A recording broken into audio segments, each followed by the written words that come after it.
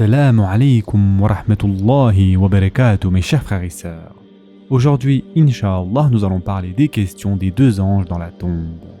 Comme vous le savez, mes chers frères et sœurs, parmi les anges, certains sont chargés d'éprouver les hommes dans leur tombe et de les interroger. Ils se nomment Al-Munkar et Al-Nakir. Selon Uthman ibn Affan, radiallahu an, le prophète, sallallahu alayhi wa sallam, a dit: la tombe est la première des demeures de l'au-delà, où l'homme devra rendre des comptes. S'il y échappe au châtiment de la tombe, alors il échappera sûrement à ceux des demeures suivantes. Mais s'il n'y échappe pas, alors les châtiments des demeures suivantes seront encore plus durs. Et ce hadith a été rapporté par At-Tirmidhi. Il est bien connu que les adeptes de la Sunna ont pour foi que toutes les informations transmises par le prophète sallallahu alayhi wa sallam dans les hadiths authentiques au sujet du monde de l'invisible sont une révélation de son Seigneur. Il est obligatoire d'avoir foi en ces informations et d'y croire. Et en effet, Allah Azza wa Jal dit dans le Coran: votre compagnon ne s'est pas égaré et n'a pas été induit en erreur, et il ne prononce rien sous l'effet de la passion. Ce n'est rien d'autre qu'une révélation inspirée. Surat An-Najm, versets 2 à 4. De plus, attester que Mohammed sallallahu alayhi wa sallam est le messager d'Allah Azza wa Jal implique entre autres d'avoir une foi ferme et d'accepter la totalité des informations qu'il nous transmet au sujet du monde de l'invisible. Et donc, entre autres, ce qu'il nous a dit au sujet de chaque homme qui, une fois enterré et que ses amis rebroussent chemin, deux anges viennent le voir, l'assoient et lui posent trois questions. Qui est ton Seigneur? Quelle est ta religion? Qui est ton prophète?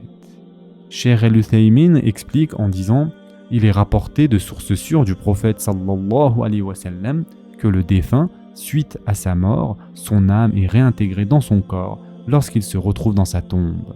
On l'interroge au sujet de son Seigneur, de sa religion et de son prophète. Allah Azza wa Jal raffermit les croyants ici-bas et dans l'au-delà par cette bonne parole. Le croyant dira: mon Seigneur est Allah, ma religion est l'islam et mon prophète est Mohammed. Quant au mécréant ou l'hypocrite, lorsqu'il sera questionné, il dira: je ne sais pas, je ne sais pas, je ne sais pas. Al-Munkar et Al-Nakir viennent à l'homme à sa mort, quand son âme quitte ce bas monde. Tous les deux l'interrogent au sujet de son Seigneur quand il est dans sa tombe, sur la religion qu'il suivait et sur le prophète auquel il a cru. Ces deux anges ont été nommés ainsi parce que la racine de leur nom formé, des lettres Nakara, renseigne sur la notion de méconnaissance. Ils se présenteront sous une forme à laquelle les hommes ne sont pas habitués et qui ne sera pas agréable à ceux qui les regarderont.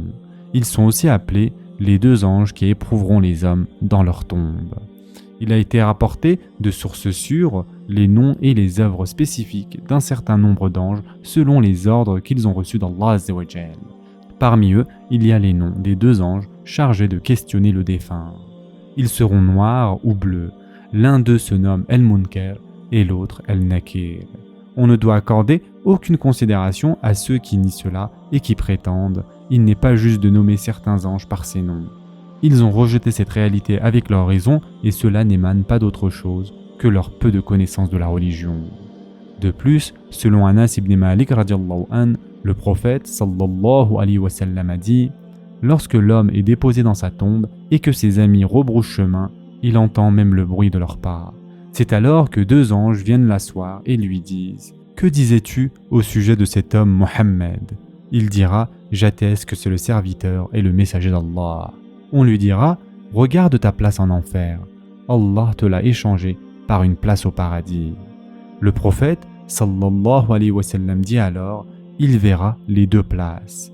Quant au mécréant ou l'hypocrite, il dira: je ne sais pas, je ne faisais que répéter ce que les gens disaient. On lui dira: tu n'as ni su ni répété ce qu'il fallait.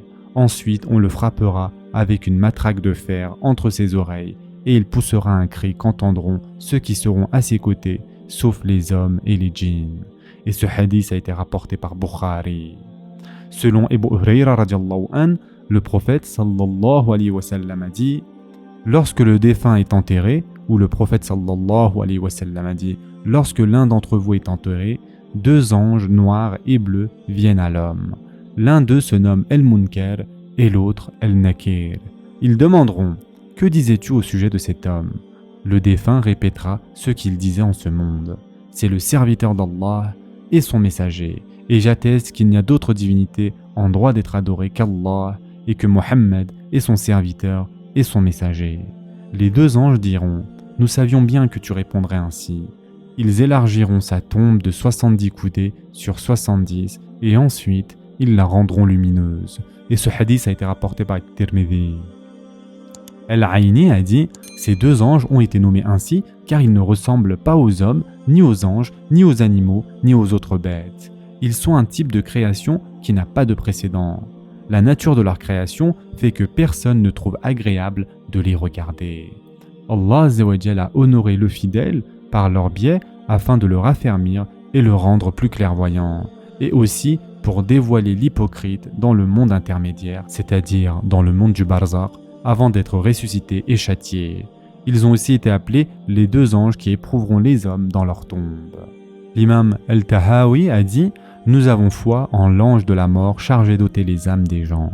Nous avons aussi foi au châtiment de la tombe pour ceux qui le méritent, aux questions que poseront les deux anges El-Munkar et El-Nakir aux défunts dans leur tombe, et ils l'interrogeront au sujet de leur Seigneur, de leur religion et de leur prophète, comme cela a été rapporté du prophète sallallahu alayhi wa sallam et des compagnons radiallahu anhum. La tombe sera alors un des jardins du paradis ou un des trous de l'enfer. Ibn Abil Izz al-Hanafi a dit : les récits concernant les supplices et les délices de la tombe pour ceux qui les méritent ont été rapportés de façon notoire du prophète sallallahu alayhi wa sallam. De même pour les questions des deux anges. Il faut donc croire que cela est une vérité et y ajouter foi.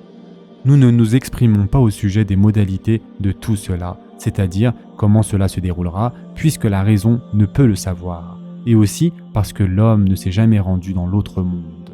Aussi, la religion ne nous informe pas de faits qui sont inconcevables, mais peut nous informer de faits qui nous semblent étranges. Et enfin, l'imam Ahmed a été interrogé en ces termes. Devons-nous dire El-Munkar et El-Nakir ou les appeler les deux anges ?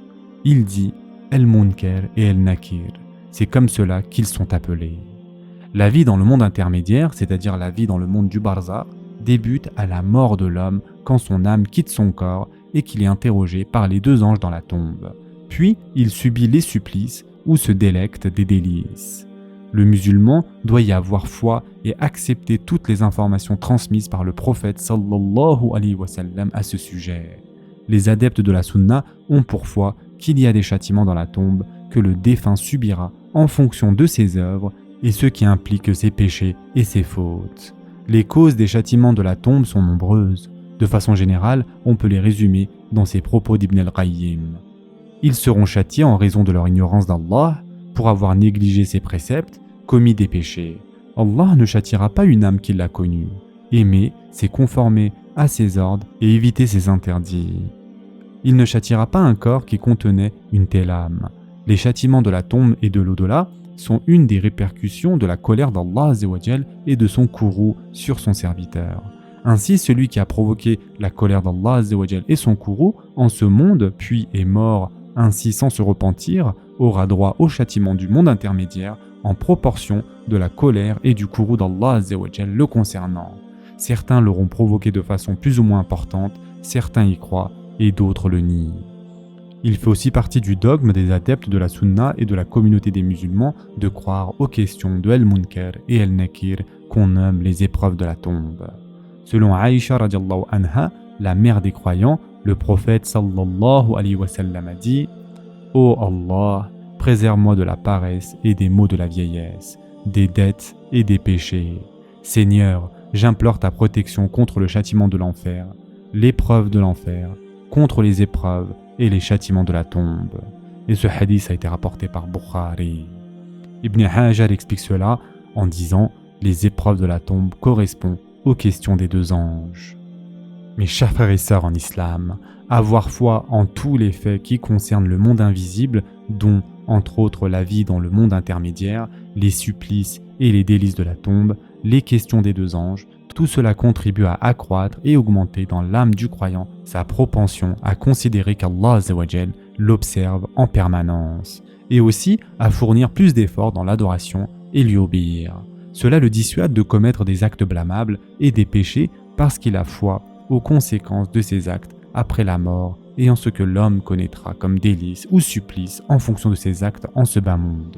Et le prophète, sallallahu alayhi wa sallam, a dit « La tombe est la première des demeures de l'au-delà où l'homme devra rendre des comptes. S'il y échappe au châtiment, alors il échappera sûrement à ceux des demeures suivantes. Mais s'il n'y échappe pas, alors les châtiments des demeures suivantes seront encore plus durs. » Et ce hadith a été rapporté par Tirmidhi. Ce sera tout pour aujourd'hui. En attendant, prenez soin de vous mes chers frères et sœurs, et à très prochainement, Inch'Allah.